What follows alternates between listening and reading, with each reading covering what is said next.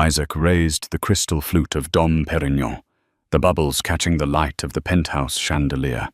He looked at the woman sitting across from him, younger, louder, and far more expensive than the wife he was about to discard, and grinned. To freedom, he toasted his voice dripping with arrogance, and to leaving that boring, penniless anchor of a woman in the dust. He thought he had played the perfect game. He thought he had hidden the millions, secured the assets, and tricked his wife into a corner. But Isaac didn't know that the boring woman he was divorcing wasn't just sitting at home crying. She was sitting in a boardroom he couldn't even get access to, finalizing a purchase that would turn his entire world into ash. He was celebrating a victory, but the war hadn't even started. And when the assets were finally revealed, the look on his face would be worth billions. Location: the Velvet Lounge. Manhattan, 11:30 a.m. The air inside the Velvet Lounge smelled of expensive leather and old money. It was the kind of place where deals were made in hushed tones, but Isaac was making no effort to be quiet. He sat in a corner booth, his arm draped possessively over the back of the velvet seat, his other hand toying with the stem of his champagne glass. Next to him, Chantel giggled, inspecting the diamond tennis bracelet Isaac had bought her just that morning. "You really think she's going to sign it without a fight?" Chantel asked, her voice high and breathless. She took a sip of her mimosa, eyes darting around the room to see who was watching them. She loved the attention. She loved being the woman on the arm of Isaac Turner, the CEO of Turner Tech. Isaac scoffed, shaking his head, as if the mere idea of his wife fighting back was a joke. "Audrey fight, babe, you've never met her. The woman is a ghost. She's meek. She's spent the last 10 years organizing charity bake sales and reading romance novels. She doesn't have the stomach for a legal battle. Besides," he leaned in, lowering his voice conspiratorially, "she thinks I'm broke." Chantel's eyes widened. "Broke? On paper." Isaac winked. "My lawyer Garrison is a genius. We've moved the liquid assets into offshore shells in the Caymans. The house is in a trust she can't touch. The company valuation is currently tanking temporarily, of course, because I delayed the core launch. To the courts, I look like a man struggling to keep his business afloat. I'll offer her a pitiful alimony. She'll take it because she's scared of being homeless, and then we're free." He took a long swig of the champagne, savoring the taste of what he believed was absolute victory. He had been planning this for 2 years. He had slowly distanced himself from Audrey, criticizing her appearance, her lack of ambition, and her silence, all while he was building a secret life with Chantel. Audrey had taken it all. The late nights he claimed were work, the missed anniversaries, the coldness. She never screamed. She never threw vases. She just watched him with those calm, grey eyes, nodded, and went back to her gardening or her reading. It infuriated him, that passivity. It made him feel like he was married to a piece of furniture. She's probably crying in her mother's old house right now. Isaac laughed, checking his Rolex. "The mediation starts in an hour. I'm going to walk in there, toss her a check for 50 grand, and tell her to get out of my life." "You're bad," Chantel purred, kissing his cheek. "I'm a businessman, Chantel. I cut dead weight. And Audrey is the heaviest weight I've ever carried." His phone buzzed on the table. It was a text from his lawyer, Garrison. "Be at the firm in 20. Don't be late. And for God's sake, don't bring the girl." Isaac rolled his eyes. Lawyers were always so dramatic. "All right," he said, standing up and buttoning his bespoke Italian suit jacket. "Showtime. Go do some shopping, babe." When I come back, I'll be a single man." He dropped a stack of $100 bills on the table for the tip far more than necessary, just to show off, and strutted out of the lounge. He felt invincible. He felt like a king. He had no idea that the piece of furniture he was divorcing had just finished a conference call with the SEC. Location law offices of Garrison and Howe, 12:45 p.m. The conference room was an expanse of polished mahogany and glass overlooking the grey skyline of the city. Isaac sat on one side of the massive table, flanked by Garrison and two junior associates. He was drumming his fingers on the wood, impatient. "She's late," Isaac muttered. "Typical. Probably couldn't get a cab." Garrison, a man with silver hair and a face that looked like it was carved from granite, didn't look up from his files. "She has 2 minutes, Isaac. Relax. Remember the strategy. You are distressed. The business is failing. You are generous to offer her anything at all." "I know the script, Garrison," Isaac snapped. The heavy double doors swung open. Isaac prepared his face, arranging his features into a mask of weary annoyance. He expected to see Audrey in one of her beige cardigans, looking small and frightened, perhaps clutching a tissue. Instead, a woman walked in that Isaac almost didn't recognize. Audrey was wearing a suit, not the off-the-rack department store suits she usually wore to church, but a sharp charcoal-tailored piece that hugged her waist and flared perfectly at the hips.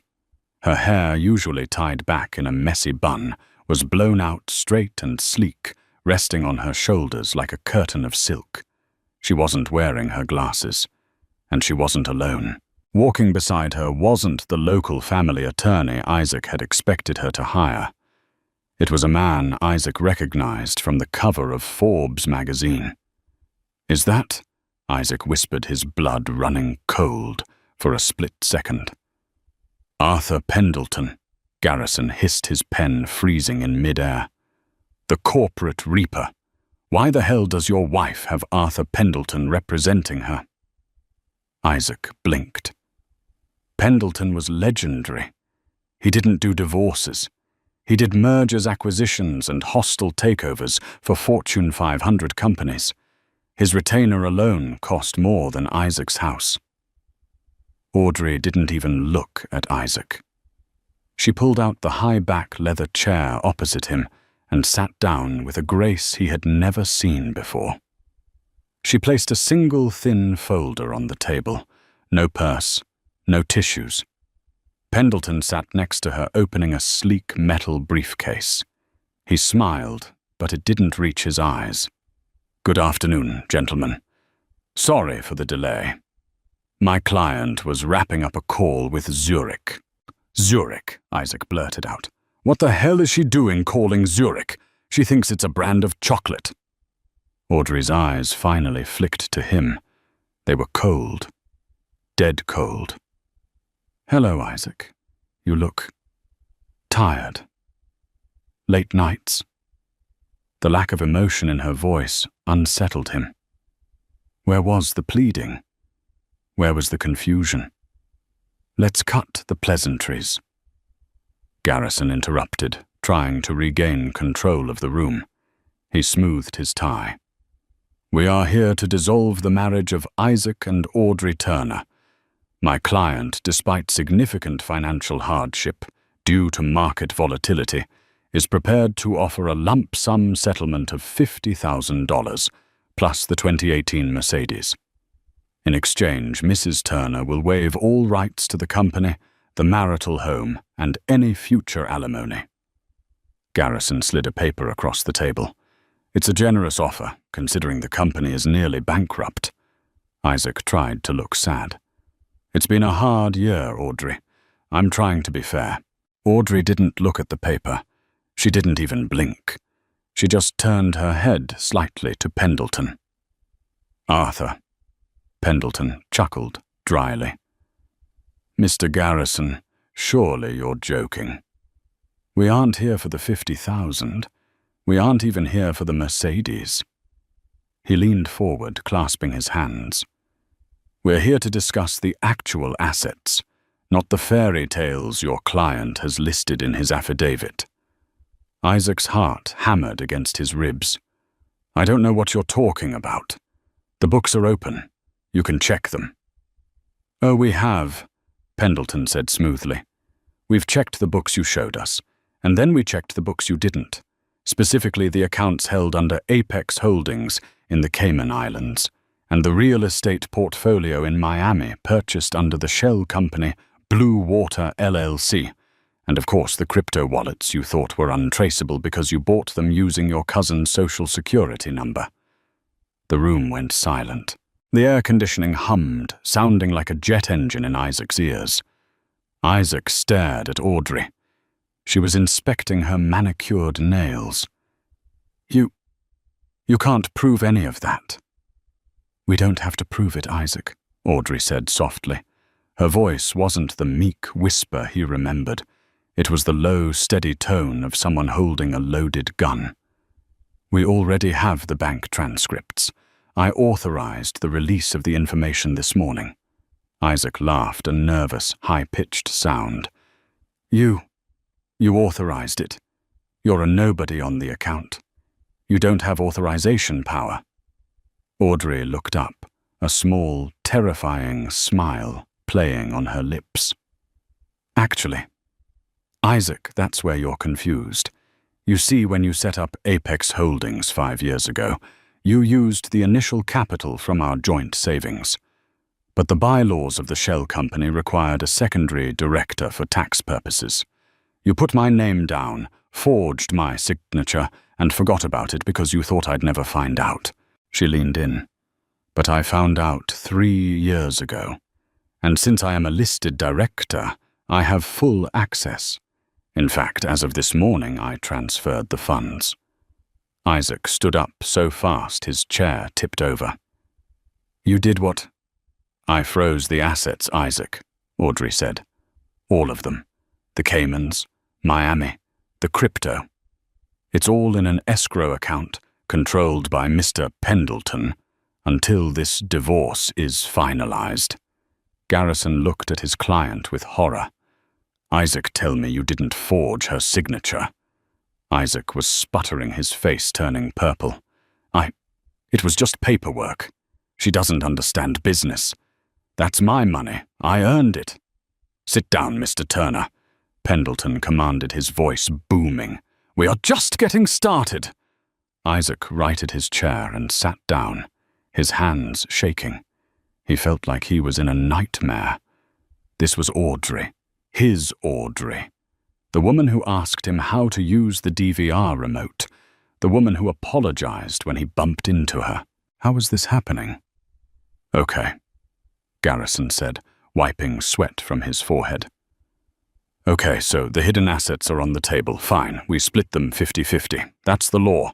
New York is an equitable distribution state. Isaac gets half, she gets half." "Under normal circumstances, yes," Pendleton agreed. He opened a second folder. "But these aren't normal circumstances. You see, Isaac here made a fatal error." "I made no errors," Isaac seethed. "I built an empire." "You built a house of cards," Audrey corrected. "Do you remember the waitress strategy, Isaac?" Isaac frowned. "The what?" 5 years ago. Audrey continued. "We were at dinner. You were drunk. You were bragging to your friends about how smart you were. You said that the best way to hide things from people is to make them think you're stupid. You called it the waitress strategy. You said treat them like the help, and they become invisible. They hear everything, see everything, but you never notice them." Isaac's memory jogged. He vaguely remembered that night. He had been loud. He had called the waitress sweetheart and tipped her poorly. "I took your advice," Audrey said. "I became the waitress in my own marriage. I became the invisible woman. When you were on the phone with your broker at 2 a.m., I wasn't asleep. I was listening. When you left your laptop open to go shower, I wasn't cleaning the kitchen. I was copying your hard drive. When you told me you were going to a conference in Vegas, I checked the credit card statements and saw the charges for 2 tickets to Cabo. She pulled a stack of photos from the folder and fanned them out on the table. They were high-resolution images. Isaac and Chantel on a yacht. Isaac and Chantel at a jewelry store. Isaac and Chantel kissing outside the very building they were in right now. Adultery doesn't void the asset split in New York, Garrison said quickly, though he looked defeated. It's a no-fault state. True, Pendleton said, but fraud does, and dissipation of marital assets does. You spent $3 million of marital funds on Ms. Chantel over the last 2 years. That's dissipation. We are clawing that back from your share. Fine, Isaac yelled. Take the $3 million, I still have $20 million in the company. I'll still walk away with $10 million. I can live with that. I'll start over. I'm the talent. I'm the visionary. Audrey looked at Pendleton. They shared a look that sent shivers down Isaac's spine. It was a look of pity. Isaac, Audrey said, her voice dropping an octave. We need to talk about Turner Tech. What about it? Isaac sneered. I own 51% of the shares. I am the majority shareholder. You can't touch the company control. You did own 51%, Pendleton corrected. Until this morning. Isaac froze. What for? Turner Tech is a publicly traded company. Pendleton explained, speaking slowly as if to a child. But it has a unique structure. There is a holding company that owns the intellectual property rights to your software. Chimera Corp. You license your own software from Chimera. Yes, I know how my company works, Isaac shouted. Chimera is owned by a silent investor in Singapore. I've been trying to buy them out for years. You never met the investor, did you? Audrey asked. No, they communicate through lawyers. What does this have to do with anything? Audrey reached into her jacket pocket and pulled out a pen. It was a heavy silver pen with a dragon engraved on it. Isaac gasped. He recognized that pen. He had seen it on the desk of the Chimera representative once, years ago. I am Chimera Corp, Audrey said. The silence that followed was so absolute you could hear the traffic 40 floors down. Isaac stared at her, his mouth opening and closing like a fish out of water. No, that's impossible. You don't have any money. You came from nothing. I came from a family that believes in quiet wealth, Audrey said. My grandmother was a silent partner in 3 major tech startups in the 90s. When she died, she left everything to me in a trust. I didn't tell you because you were excitable about money. I wanted to see if you loved me, or the lifestyle. She paused, her eyes hardening. I founded Chimera 10 years ago. I bought the rights to your software when you were struggling to get off the ground. I saved you Isaac. I have been the one funding your genius for a decade. Every time you needed a bailout, Chimera was there. Every time you needed a capital injection, Chimera provided it. You, Isaac whispered, you own my IP. I own everything, Audrey said calmly. And since you violated the licensing agreement by using company funds for personal illicit activities, specifically embezzling to hide money in the Cayman's Chimera Corp, is exercising its right to terminate the license. Terminate, Isaac croaked. As of 9:00 a.m. today, Pendleton said, closing his file. Turner Tech no longer has the legal right to use the software it sells. The company is effectively a shell. Its stock value. Well, have you checked the market in the last hour? Isaac scrambled for his phone. His hands were shaking so badly, he dropped it twice. He finally unlocked it and opened the stocks app. Turner Tech GT, 78%. The line on the graph went straight down. It was a bloodbath. My stock options, Isaac whimpered. They're worthless. Not just worthless, Audrey said, standing up. You're under investigation by the SEC for the hidden accounts, and since the company has collapsed, the board is holding an emergency meeting in an hour to vote on your removal as CEO.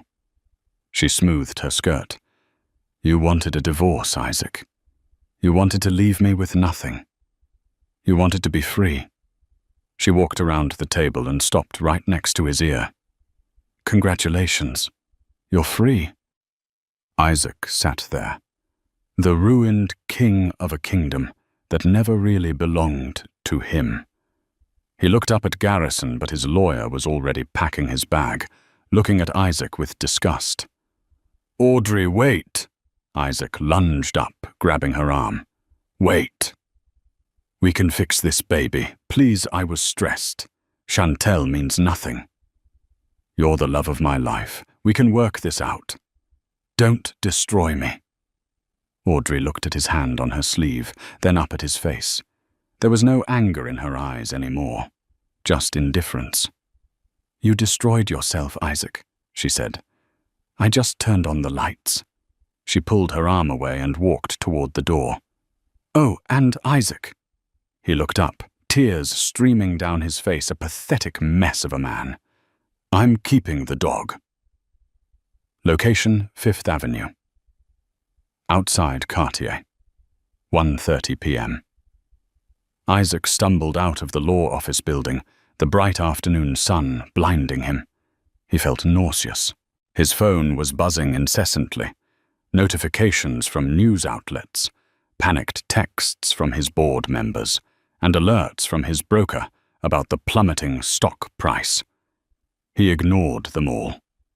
His mind, fracturing under the pressure, latched onto the one thing he thought he still had control over Chantel. He needed her. She was his validation. She was the proof that he was still a man of status, regardless of what Audrey or the lawyers said. He dialed her number with trembling fingers as he sprinted down the block toward the jewelry store where he had told her to wait. Pick up, pick up, pick up, he muttered. Finally, she answered. Isaac, where are you? You. The card was declined. Her voice wasn't sweet or purring anymore. It was sharp, annoyed. I'm coming, Isaac panted, rounding the corner. There's been a mix-up with the bank, a glitch. I'll sort it out. He saw her standing outside the glass doors of Cartier. She was holding a shopping bag from a different store, tapping her foot impatiently in her red-bottomed heels. When she saw him, sweaty tie askew, face pale, her expression shifted from annoyance to suspicion. You look terrible, she said as he reached her. What happened, and why did the black card get rejected? The saleslady looked at me like I was a pauper. It was humiliating, Isaac. Isaac grabbed her shoulders, his grip desperate. Chantel, listen to me. We have to go. We have to leave the city for a few days, just until the heat dies down. She pulled back, narrowing her eyes. What heat? What are you talking about? Did you sign the papers? Is the wife out of the picture? Audrey, she... Isaac choked on the words. She did something. She froze the accounts. But it's temporary, I swear, it's just a legal maneuver. I'm going to fix it. But right now, I need you to be with me. We can go to your apartment. I just need a place to think. Chantel took a step back, her eyes scanning him like he was a piece of merchandise that had just been recalled. Wait, you're saying you don't have access to your money? Just for a few days, Isaac pleaded. Look, I'm still Isaac Turner. I'm still the CEO. This is just a hiccup." Chantel let out a cold, humorless laugh. She reached into her purse and pulled out her phone. "Actually, Isaac, I don't think you are." She turned the screen toward him. It was a breaking news alert from Wall Street Journal. Headline: Turner Tech shares plummet 80%. Following IP dispute, CEO Isaac Turner under investigation for embezzlement. Isaac stared at the screen, the blood draining from his face. It's a misunderstanding." "It doesn't look like a misunderstanding," Chantel said, her voice dropping to a flat, businesslike tone. "It looks like you're broke, and worse, it looks like you're going to jail." She dropped the phone back into her bag and adjusted her sunglasses. "I can't be associated with this Isaac. My brand is about luxury lifestyle, not white-collar crime and bankruptcy." "Brand?" Isaac shouted his desperation, turning into anger. "You're an Instagram model with 10,000 followers. I made you. I bought you that bag, I bought you those shoes. And they look great on me," she said with a shrug. "Thanks for that. But let's be real. This," she gestured between them, "was an arrangement. You got the arm candy, I got the lifestyle. If you can't provide the lifestyle, the contract is void." "I love you," Isaac yelled, drawing stares from passers-by. "I left my wife for you." Chantel rolled her eyes. "You left your wife because you got bored and had a midlife crisis." "Don't put that on me." "Besides," she smirked, "I've been texting Victor Hale. He's been in my DMs for weeks. He has a bigger boat anyway." Isaac felt like he had been punched in the gut. "Victor Hale, my competitor." "You're talking to him. I'm going to dinner with him tonight," Chantel said cruelly. She flagged down a taxi. "Good luck with the legal stuff, Isaac. I hear prison jumpsuits are slimming." She got into the cab without looking back. Isaac stood on the sidewalk alone in the middle of the busiest city in the world. He had no money, no wife, no mistress, and nowhere to go. He checked his pockets. He had his company ID badge and $40 in cash. "The office," he whispered to himself. "I have to get to the office. I can fix this from the server room. I can override Audrey's access." It was a delusion, but it was all he had left. Location: Turner Tech Headquarters, 2:45 p.m. The Turner Tech building was a glass monolith in the financial district, a testament to Isaac's ego. Usually walking into the lobby made him feel like a god. The security guards would rush to open the doors, the receptionists would beam with admiration, and the interns would scatter in fear. Today, the atmosphere was different. As Isaac pushed through the revolving doors, he noticed the hush that fell over the lobby. People stopped walking. Conversations ceased. Dozens of eyes turned to him not with admiration, but with a mix of curiosity and open disdain. He kept his head high, marching toward the private elevator bank, reserved for executives. He ignored the whispers. That's him. Heard he lost everything. Audrey owned the IP. Can you believe it? Isaac reached the elevator and slapped his ID card against the reader. Beep, beep. A red light flashed. Access denied. He frowned and tapped it again. Harder. Beep, beep. Access denied. Damn it. He cursed, hitting the card against the sensor repeatedly. Open. Open, you piece of junk. Mr. Turner. Isaac spun around. Standing behind him was Frank, the head of building security. Frank was a large man, an ex-Marine who Isaac had underpaid for 5 years. Isaac had even threatened to fire Frank last Christmas for taking a day off to visit his sick mother. Frank, Isaac snapped, my card is malfunctioning. Override the elevator. I need to get to the server room immediately. Frank didn't move. He stood with his arms crossed, a look of grim satisfaction on his face. Behind him stood 2 other guards. "I can't do that, sir," Frank said. "What do you mean you can't?" "I'm the CEO. I sign your checks." "Not anymore," Frank said. "We just received a memo from the board of directors, countersigned by the majority shareholder representative Chimera Corp. You've been suspended pending an internal investigation. You are barred from the premises." "Suspended?" Isaac screamed, his voice cracking. "I built this building." "You work for me."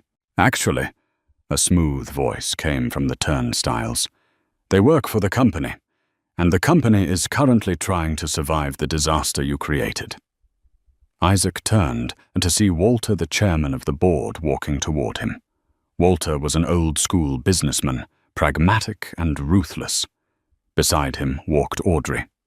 Audrey looked immaculate. She walked through the lobby of the company Isaac thought was his, and she looked like she owned every tile on the floor, which in a way she did. "Walter," Isaac pleaded, rushing toward him. "You have to listen to me. She's lying. She's trying to steal the company. We have to lock down the code." Walter looked at Isaac with pure disgust. "The code is fine, Isaac.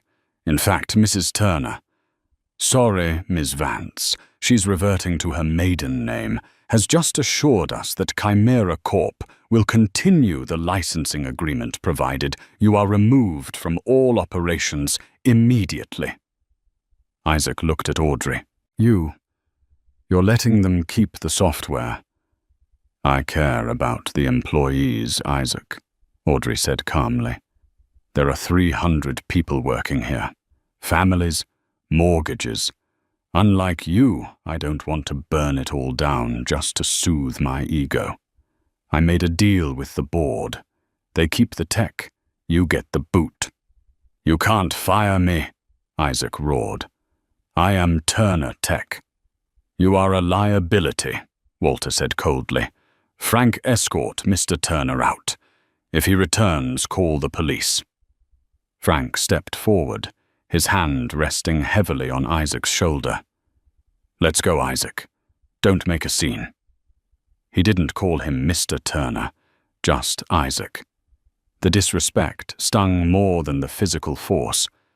Isaac tried to shake him off. "Get your hands off me." But the other 2 guards moved in. They grabbed his arms, not gently. They began to drag him towards the door. "This is illegal," Isaac shouted, his heels dragging on the polished marble. "I'll sue you all, Audrey. You'll pay for this. You hear me? You'll pay." Audrey didn't flinch. She watched him being dragged out, her face unreadable. As he was shoved through the revolving doors and onto the hot pavement, the last thing he saw was Audrey turning to speak to an employee, a young junior developer who Isaac had shouted at yesterday. Audrey put a hand on the girl's shoulder and smiled warmly. The doors spun shut. Isaac was outside. He stood there panting, his suit jacket torn at the shoulder seam. A crowd of tourists was watching him. Someone was filming on their phone. He covered his face and ran. He ran until his lungs burned, ducking into a subway station, a place he hadn't visited in 15 years. He collapsed onto a bench, his head in his hands. His phone buzzed. Unknown number. He almost threw the phone onto the tracks, but something stopped him. He answered it. "What?" he barked. "Isaac Turner," a deep, gravelly voice said. "Rough day at the office." Isaac stiffened. "Who is this? Someone who hates your wife as much as you do," the voice said. "And someone who knows that a man like you doesn't go down without a fight. My name is Victor Hale. Check your email. I just sent you a reservation for a suite at the Mandarin Oriental. Go there. Clean yourself up. We have work to do." Isaac stared at the grime on the subway floor. Victor Hale, his rival, the man Chantel had left him for. But desperation makes for strange bedfellows. "Why would you help me?" Isaac asked suspiciously. "Because," Hale chuckled darkly, "Audrey Vance just became the most powerful woman in tech. And I don't like competition. I want her crushed. And you, my friend, are the weapon I'm going to use." Isaac hung up. A slow, malicious smile spread across his face. He wasn't dead yet. Location: the Mandarin Oriental Hotel Presidential Suite, 8:00 p.m. The suite was bigger than Isaac's first apartment. Victor Hale sat on a velvet sofa swirling a glass of scotch. Hale was a shark of a man, bald, muscular, wearing a suit that cost more than most cars. He radiated predatory energy. Isaac, freshly showered and wearing a robe provided by the hotel, sat opposite him. He felt small, but the scotch Hale had poured him was helping steady his nerves. "So," Hale began. "She played the long game, the waitress strategy. Clever. I admit I underestimated her. I thought she was just a trophy." "She's a witch," Isaac spat. "She deceived me for years. That IP belongs to me. I wrote the code. She just bought the shell company." "Legally, she owns it," Hale said, taking a sip. "Possession is 9/10 of the law, and contracts are the other 10th. You signed the licensing agreements, Isaac. You didn't read the fine print because you were too busy looking in the mirror." Isaac bristled. "I didn't come here to be insulted." "You came here because you have nothing," Hale countered sharply. "So shut up and listen." Hale leaned forward, his eyes intense. "You can't win in court. Pendleton is her lawyer. He'll bury you in paper until you're 80. And you can't win in the boardroom because she owns the tech. So we have to win where it matters, the court of public opinion." "What do you mean? Audrey Vance is currently the darling of the business world," Hale explained. "The scorned wife who outsmarted the arrogant CEO. The media loves a hero. We need to turn her into a villain." "How?" Hale pulled out a tablet. "We create a narrative. We say she didn't just buy the IP. We say she stole it. We say she manipulated you while you were suffering from, let's say, mental health struggles due to work stress. We paint her as a black widow who planned this hostile takeover from the day she met you." "But that's a lie," Isaac said. "It's a story," Hale corrected. "And if we tell it loud enough, people will believe it. I own a media conglomerate, Isaac. The Daily Truth Tech Insider, 3 major podcasts. I can flood the zone. We go on the offensive. You go on camera. You cry. You look broken. You say you trusted her, and she embezzled your ideas." Isaac thought about it. It was dirty. It was pathetic. It was perfect. "What do you get out of this?" Isaac asked. "Chaos." Hale smiled. "If Turner Tech's reputation tanks because of a scandal, the stock drops even lower. Audrey Vance will be forced to sell the IP to salvage value. And when she sells, I'll be the only buyer. I get the tech for pennies on the dollar, and you get your revenge." "And money?" Isaac asked greedily. "I'll pay you a consulting fee of $5 million once the acquisition is complete. Enough to restart your life. Somewhere far away." $5 million. It was a fraction of what he used to have, but it was a fortune compared to zero. "I'll do it," Isaac said. "Good." Hale stood up. "Get dressed. We're recording a podcast in an hour. The Men's Voice. It has 10 million listeners. You're going to tell the world how Audrey Vance ruined an innocent man." Location: a podcast, Studio Brooklyn, 10:00 p.m. The room was dark, lit only by the red on-air sign and the glow of computer monitors. The host, a man named Jax, who made his living riling up angry men on the internet, leaned into his microphone. "We're back," Jax said, his voice deep and conspiratorial. "And joining me now is a man who had it all until the system and a very calculated woman took it away. Isaac Turner, tell us your side." Isaac leaned into the mic. He had practiced his sad face in the mirror. He let a single tear roll down his cheek, knowing the cameras were zooming in. "Thanks, Jax," Isaac said, his voice trembling. "It's hard to talk about. You think you know someone. You marry them. You trust them with your life. And all the while, she was taking notes. She was stealing my passwords. She was plotting to take my life's work." "She played the victim, didn't she?" Jax prompted. "Exactly," Isaac said, gaining confidence. "She pretended to be this quiet, supportive wife. But she was a predator. She waited until I was vulnerable. The stress of the IPO. I was seeing a therapist. She knew I was weak. And she struck." He looked directly into the camera lens. "Audrey, if you're watching this, you can take my money. You can take my company. But you can't take the truth. Everyone knows I built that tech. You're just a thief with a good lawyer." Location, Audrey's temporary office. 10:15 p.m. Audrey sat in the high-backed chair, watching the live stream on her laptop. Pendleton stood behind her, his arms crossed. "He's playing the victim card aggressively," Pendleton noted. "Social media is already reacting. The hashtag #JusticeForIsaac is trending. The stock is taking another hit in the after-hours market." Audrey took a sip of herbal tea. She didn't look worried. She looked disappointed.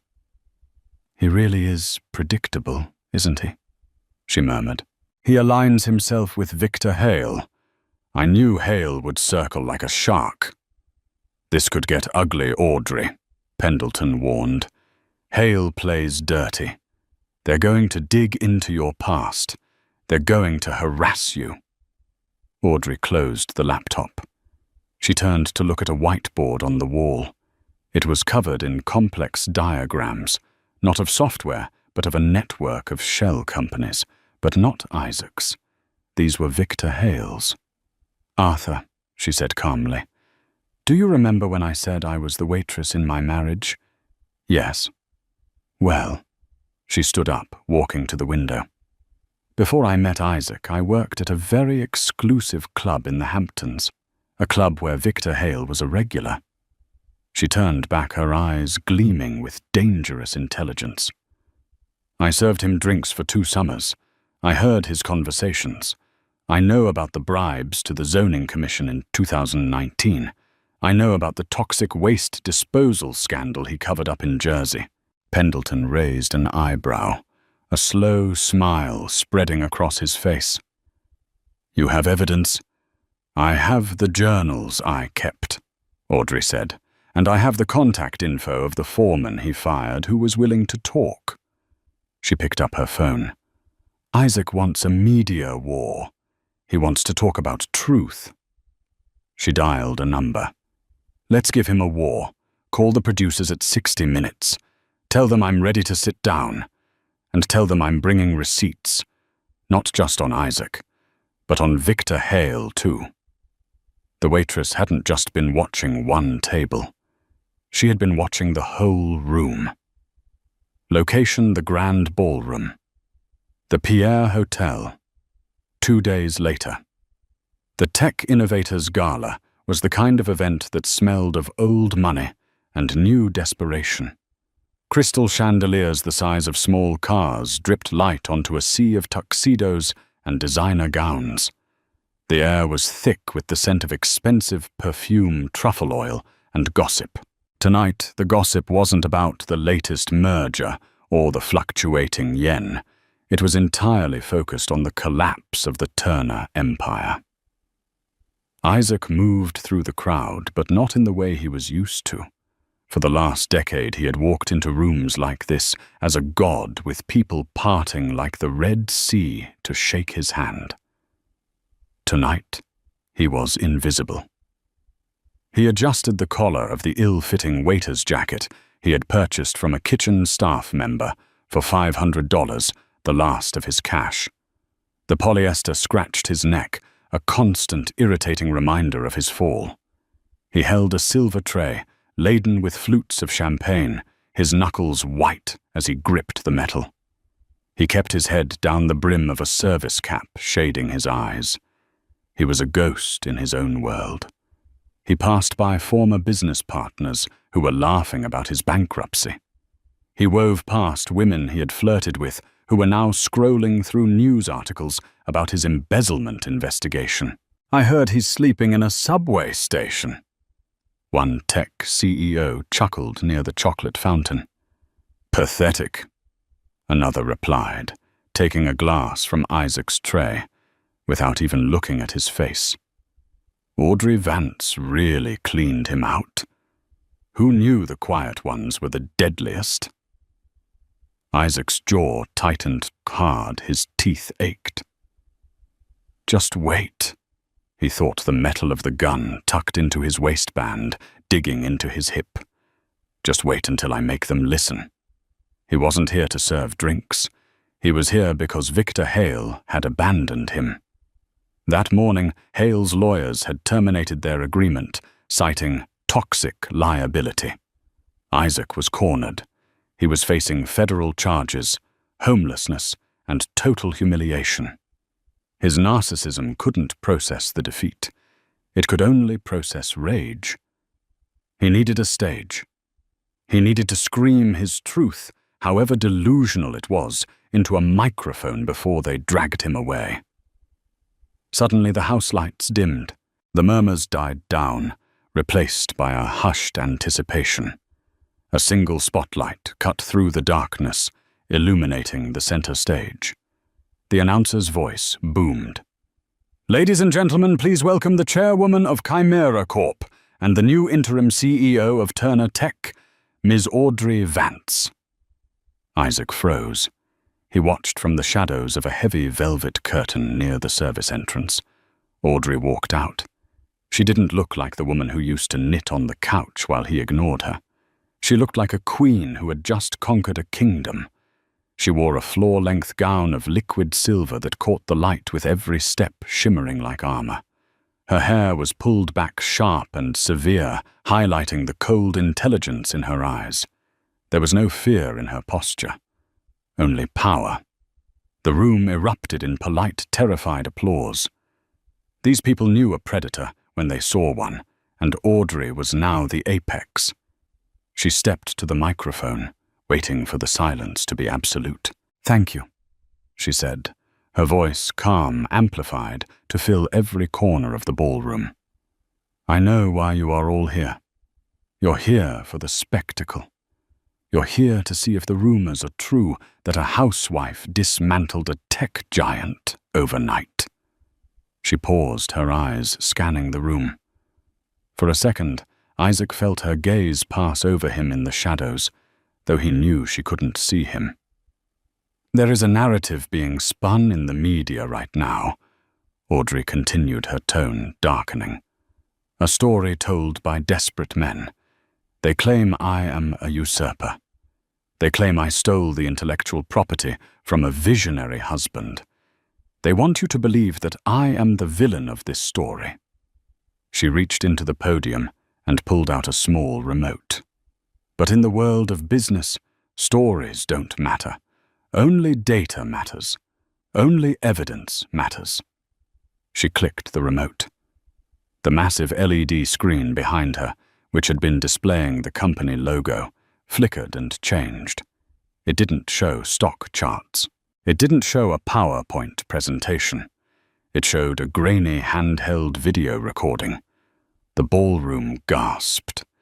The image was shaky, clearly filmed from a pocket or a hidden angle, peering through the gap between bottles on a bar shelf. The timestamp in the corner read, October 14th, 2022. On the screen, two men sat in a dimly lit exclusive club. They were smoking cigars and laughing. The faces were unmistakable. One was Isaac Turner. The other was Victor Hale. The audio crackled to life, booming through the ballroom's high-fidelity speakers. Isaac on screen. "You worry too much, Victor. The SEC is a joke. I'm funneling the pension fund money through the shell company in the Caymans. It's too easy. It's like taking candy from a baby." Victor Hale on screen. "And the wife, she won't notice the liquidity drain." Isaac on the screen threw his head back and laughed, a cruel, mocking sound that echoed hauntingly in the silent ballroom. Isaac on screen. "Audrey, please, she's clueless. She's at home, knitting. I could sell the house out from under her, and she'd thank me for the moving boxes. The woman is furniture, Victor. Just furniture." Victor Hale on screen. "Good, because if we're going to merge our dumping operations in Jersey, I need that cash. The bribes to the EPA are getting expensive, and I need a partner who can keep his mouth shut." The video froze on Isaac's laughing face. The silence in the ballroom was heavy, suffocating. Every eye in the room shifted from the screen to the VIP table near the front.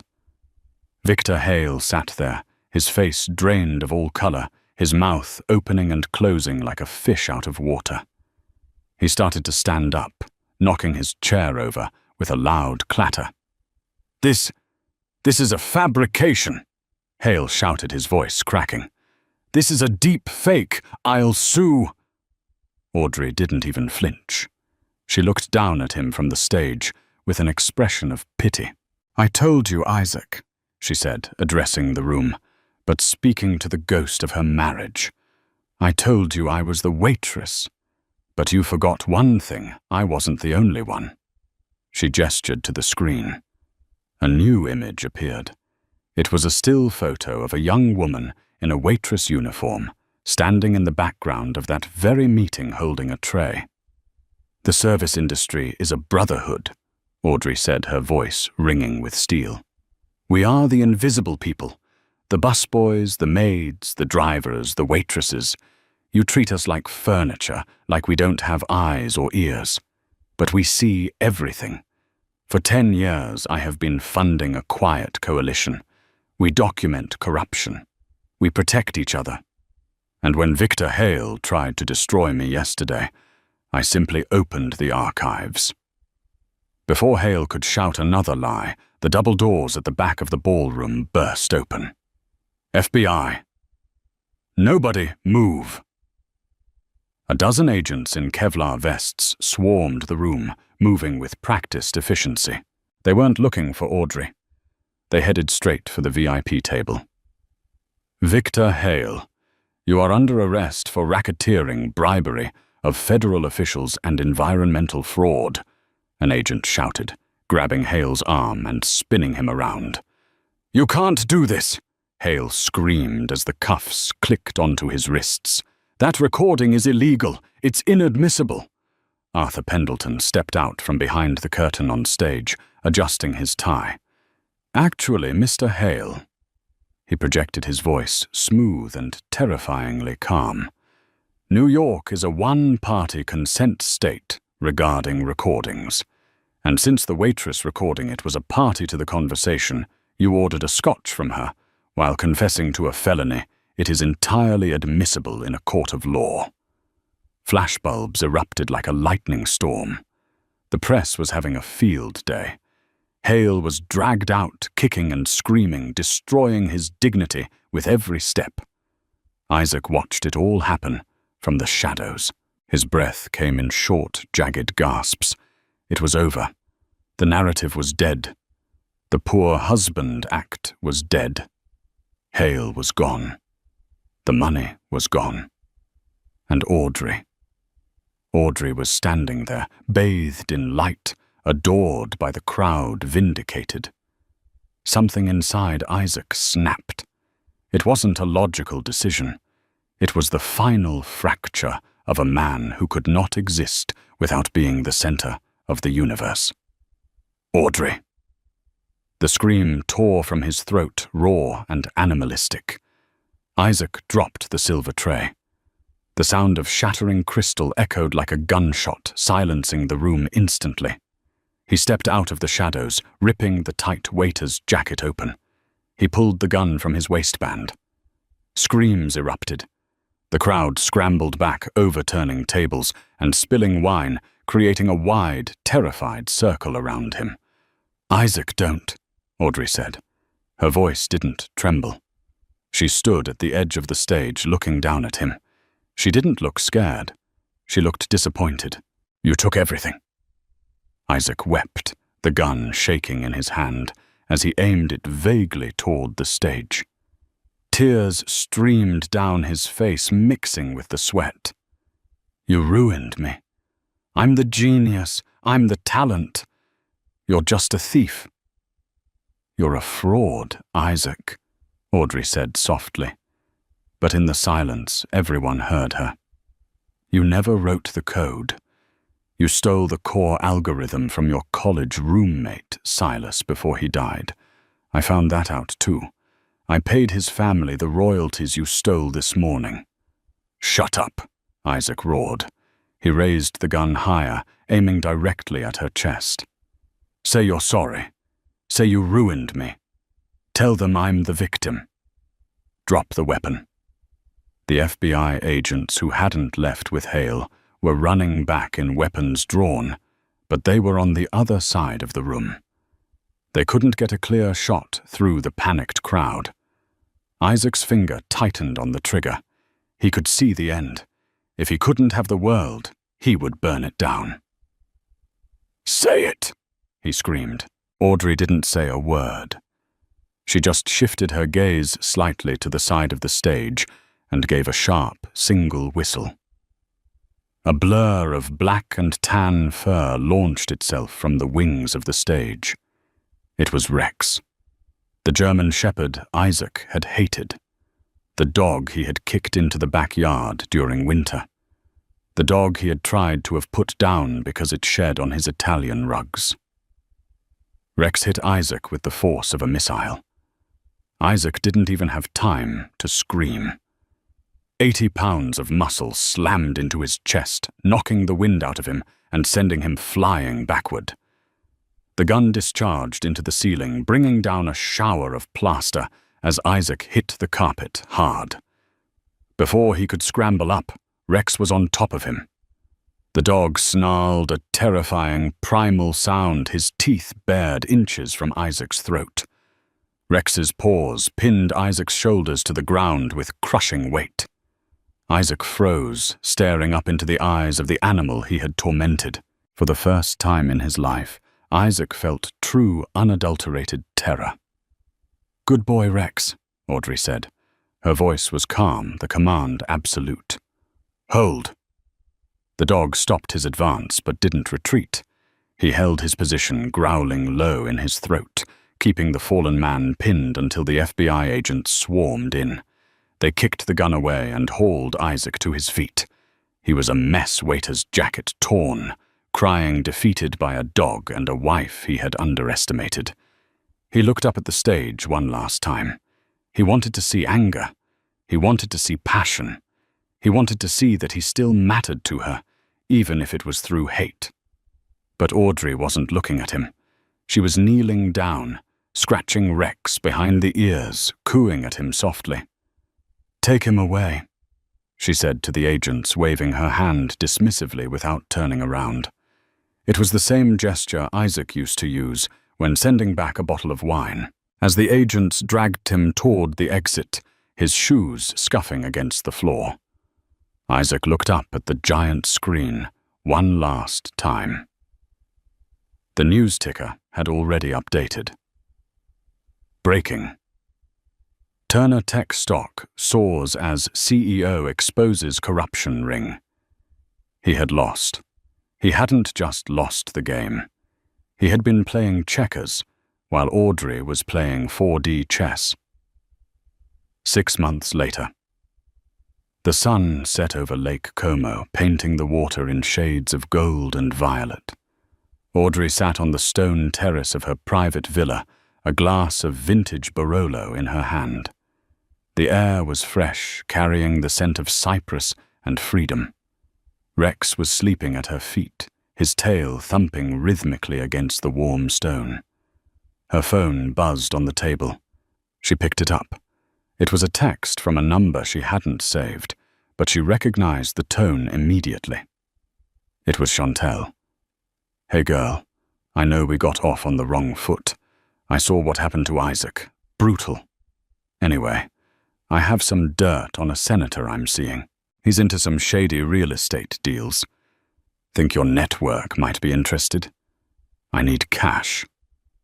Audrey smiled, a small, knowing curve of her lips. The waitress strategy was spreading. It wasn't just her anymore. It was becoming a movement. She typed back, "Send the files. If the data is solid, we'll talk." She put the phone down and took a sip of wine. Isaac was serving a 10-year sentence in a minimum security facility upstate. Victor Hale had turned state's witness and lost his fortune in legal fees. Audrey Vance had cleared the table, and she had kept the tip. Isaac thought power came from shouting the loudest, spending the most, and treating people like they didn't exist. He learned the hard way that the most dangerous person in the room isn't the one bragging. It's the one listening. Audrey turned her invisibility into a weapon and proved that patience, intelligence, and a loyal dog are worth more than all the offshore accounts in the world. What did you think of Audrey's waitress strategy? Would you have waited that long to strike, or would you have left sooner? Let me know in the comments below. If you enjoyed this story of karma and justice, please smash that like button. Share this video with someone who loves a good twist, and don't forget to subscribe and hit the bell icon so you never miss a new story. Thanks for watching.